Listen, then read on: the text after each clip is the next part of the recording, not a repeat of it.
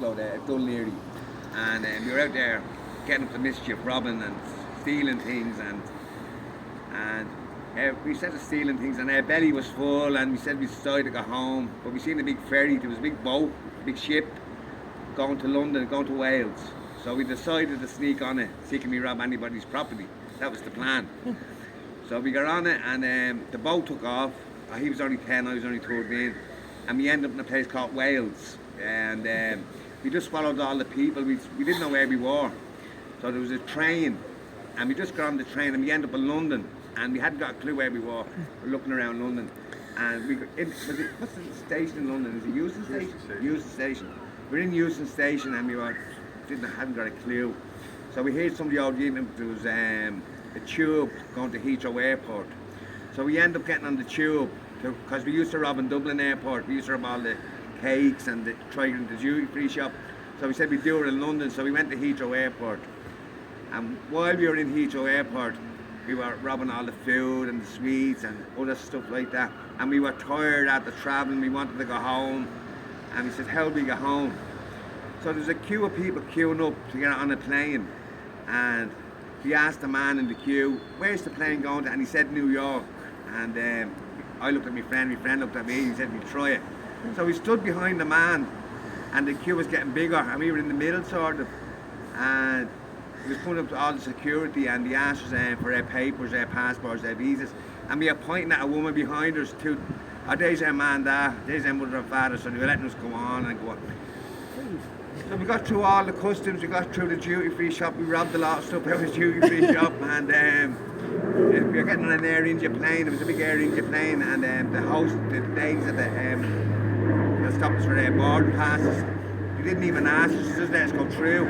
And we sat on the plane, and we sat on somebody's seat. I remember the woman and man coming up and saying they were their seat. So we just grabbed the seat, and we sat in the middle of the aisle with a big screen, and we just sat there, and there was loads of empty seats.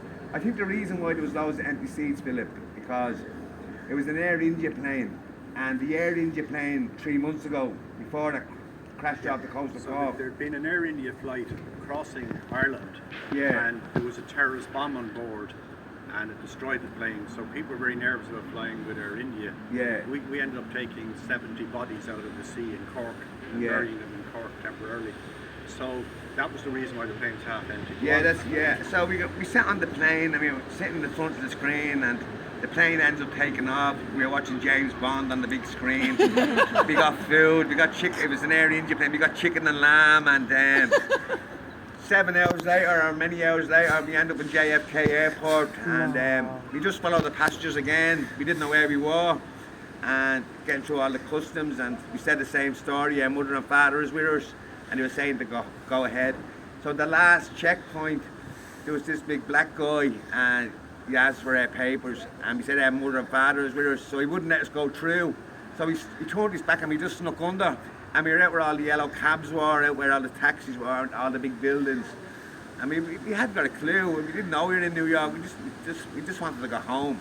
So there was a policeman there, and he seen us going in and out of the airport. We were running out of the airport, just didn't know where we were, and he stopped us, and he asked us who are we with, and we said we're with our man there. And I was talking to him on Zoom there a couple of months ago, the policeman that arrested me.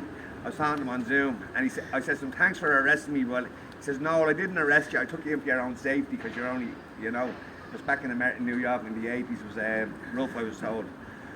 But the policeman stopped us, and we told him we were our man there, so he told us to show him where our mothers and fathers were. So we just told him the truth. I said, we don't know where we are. I said, we're from Dublin. I said, we're at sneaking on the plane. So he rang for his supervisor, and the policeman came in the car and brought us to the police station, and he started questioning us, bringing us back to questions for hours and hours and hours. So he rang Dublin, the police station in Coolock, where I'm from, and they just told him that 2 little lads that I missing from school, that the 2 little so they knew who we were then. So they started to like us, and they put us into a hotel for 3 days. They bought us the Empire State Building, Little Marble Empire State Building. They bought us t-shirts with I Love New York, and gave us dollars, and then they sent us home on an Aer Lingus plane. Yes. And when I came home on the Aer Lingus plane, there was a load of reporters. Remember Charlie Budd? You know Charlie Budd? He was the he was chasing me down the road and all. But what they're doing today, it's coming out on the 2nd of August. I'd have to make a documentary about the jury, and they're turning it into a feature film. It's going to turn into a movie.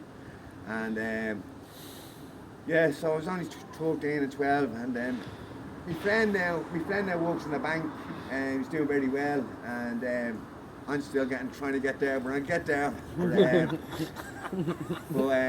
Well done, Noel. Okay. The part 2 in Noel's story will come to later on. Okay, Give him a break. But